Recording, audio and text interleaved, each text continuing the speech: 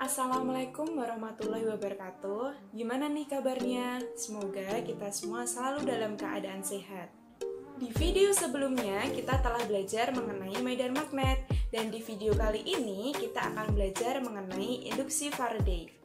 Materi yang akan kita bahas masih berhubungan dengan materi sebelumnya, salah satunya yaitu tentang flux magnetik. Sebelum memasuki sesi pembelajaran, Ibu ingin mengingatkan kembali, jangan lupa untuk selalu menggunakan masker saat bepergian, mencuci tangan, dan menjaga jarak. Pada materi induksi Faraday terdapat 3 poin pembahasan. Yang pertama yaitu GGL induksi, yang kedua induktansi diri, dan yang ketiga yaitu aplikasi induksi Faraday pada teknologi. Pada video kali ini kita hanya akan membahas satu poin saja, yaitu tentang GGL induksi. Pada poin pertama yaitu GGL induksi terdapat 3 poin juga. Yang pertama yaitu hukum Faraday, yang kedua yaitu hukum Lenz, dan yang ketiga yaitu GGL induksi pada loop. Kita masuk ke pembahasan yang pertama yaitu tentang hukum Faraday. Hukum Faraday dinyatakan oleh Michael Faraday berdasarkan eksperimen-eksperimennya tentang GGL induksi. Hukum Faraday menyatakan sebagai berikut. GGL induksi pada loop tertutup sebanding dengan negatif kecepatan perubahan flux magnetik terhadap waktu dalam loop. Selanjutnya yaitu gerakan magnet terhadap kumparan menimbulkan flux magnetik. Flux magnetik adalah ukuran total medan magnet yang memotong suatu bidang, atau bisa disebut juga dengan garis-garis gaya. GGL induksi timbul jika flux magnetik yang memotong kumparan berubah-ubah. Bisa dilihat pada ilustrasi di bawah ini, di mana magnet dengan medannya jika didekatkan kepada kumparan akan timbul suatu flux magnetik, di mana ukuran total medan magnet yang memotong suatu bidang. Jadi medan magnet ini memotong bidang pada kumparan. Lalu, GGL induksi itu sendiri timbul jika flux magnetik yang memotong kumparan itu berubah-ubah. Jadi, jika kita masukkan dan kita keluarkan, maka akan timbul perubahan flux magnetik. Hal ini menyebabkan adanya GGL induksi. Selanjutnya yaitu faktor-faktor yang mempengaruhi flux magnetik. Ada 3 faktor. Yang pertama yaitu luas bidang, lalu ada perubahan induksi magnetik, dan ada perubahan sudut antara arah medan magnet dan garis normal pada kumparan. Lalu, secara matematis dapat kita tuliskan GGL induksi dengan satuan volt sama dengan minus N itu merupakan jumlah lilitan, delta P per delta T, di mana delta P per delta T itu sama dengan laju perubahan flux magnetik dengan satuan Weber per meter kuadrat. Lalu, delta P sendiri merupakan perubahan flux magnetik dengan satuan Weber atau Tesla. Jika delta P atau perubahan flux magnetik berlangsung singkat, atau bisa kita sebut delta T mendekati 0, maka secara matematis dapat dituliskan GGL induksi sama dengan minus N dP per dt. Lalu, untuk flux magnetik sendiri kita ketahui bahwa rumusannya yaitu P sama dengan B dot A atau B A cos theta. Berdasarkan kedua rumusan tersebut dapat kita substitusikan menjadi GGL sama dengan minus N dBA cos theta per dt. Untuk selanjutnya kita akan membahas poin kedua yaitu hukum Lenz. Hukum Lenz menyatakan bahwa GGL induksi selalu membangkitkan arus yang medan magnetnya berlawanan dengan asal perubahan flux.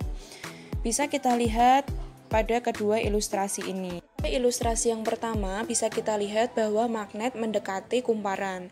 Pada saat magnet mendekati kumparan, maka akan timbul flux magnet yang menentang pertambahan flux magnetik yang menembus kumparan. Karena adanya pertentangan ini, maka arah dari medan magnet dan perubahan flux, perubahan ini yaitu pada pertambahan flux, maka akan terjadi perbedaan arah. Sama halnya dengan ilustrasi di sebelahnya, di mana magnet menjauhi kumparan. Pada saat magnet dijauhi dari kumparan atau dijauhkan dari kumparan, pada kumparan akan timbul flux magnet yang menentang pengurangan flux magnetik dalam kumparan.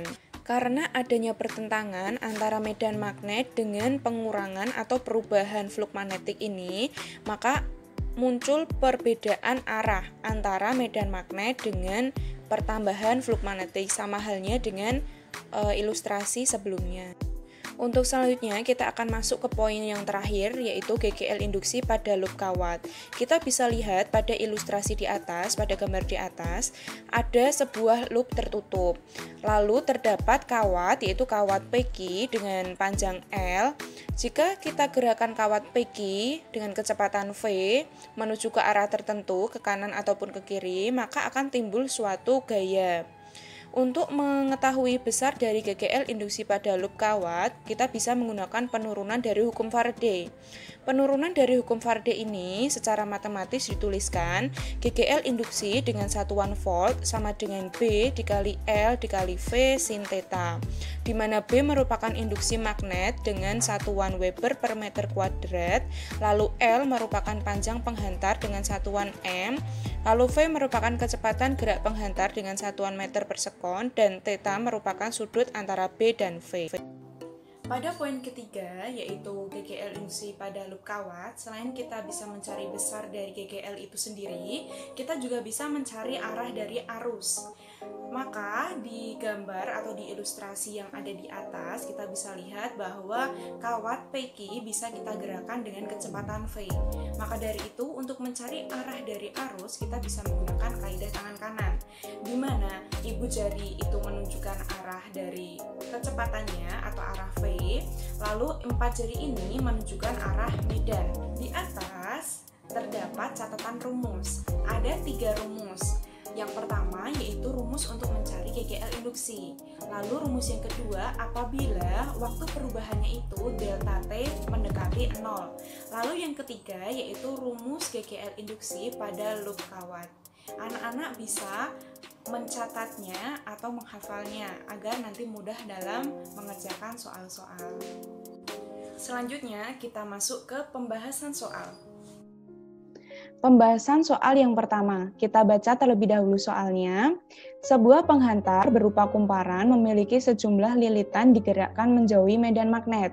Dari gerakan tersebut dihasilkan nilai GGL induksi di antara ujung-ujung penghantar sebesar 56,25 volt.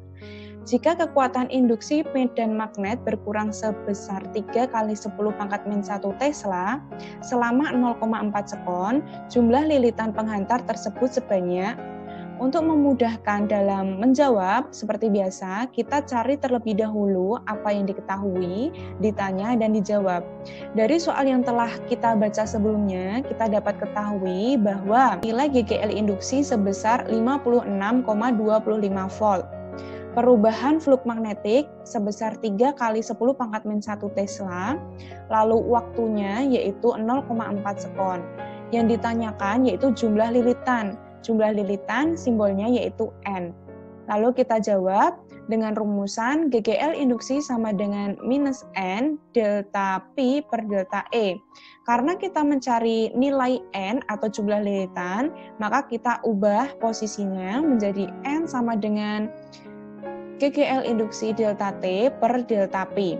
Setelah kita ubah posisinya, kita masukkan setiap hal yang diketahui, mulai dari nilai GGL induksi, lalu perubahan flux, dan waktu sebagai berikut, di mana 56,25 dikali 4 kali 10 pangkat min 1 dibagi 3 kali 10 pangkat min 1, maka akan menjadi 225 per 3, dengan hasil 75 lilitan. Pembahasan soal yang kedua, kita baca lagi soalnya, di mana soalnya yaitu kawat PQ sepanjang 25 cm digeser ke kanan dengan kecepatan 4 meter per sekon, seperti gambar berikut. Jika induksi magnetik sebesar 0,2 Tesla, besar GGL dan arah arus pada kawat PQ berturut-turut adalah. Dari soal tersebut dapat kita ketahui di mana panjang dari kawat PQ adalah 25 cm. Maka kita ubah dulu ke satuan meter menjadi 25 kali 10 pangkat min 2 meter. Lalu kecepatannya sebesar 4 meter per sekon. Dan medan magnetnya atau induksi magnetiknya yaitu 0,2 Tesla. Yang ditanyakan yaitu GGL induksi. Lalu kita jawab dengan menggunakan rumus GGL induksi pada loop, yaitu GGL induksi sama dengan B kali L kali V. Maka kita masukkan setiap yang diketahui sebelumnya, di mana B sebesar 0,2, lalu L sebesar 25 kali 10 pangkat min 2, dan V sebesar 4. Maka kita peroleh hasilnya yaitu 0,2 volt, nilai GGL induksi. Lalu arah arusnya yaitu dari P ke Q. Untuk mencari arah arus ini, kita bisa menggunakan kaidah tangan kanan. Kita telah menyelesaikan pembahasan pertama, yaitu tentang GGL induksi.